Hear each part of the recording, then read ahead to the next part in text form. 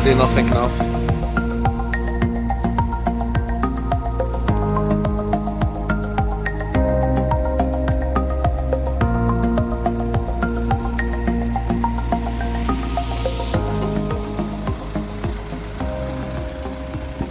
Hello sir. Hello, sir. How is the cabin cleaning for you? Absolutely fantastic. Brilliant. You had the DPF and turbo issues. Engine management light was on. Yeah, Now it's off. that's right. After the clean as well, we did another diagnosis, and it was no codes, no fault codes showing.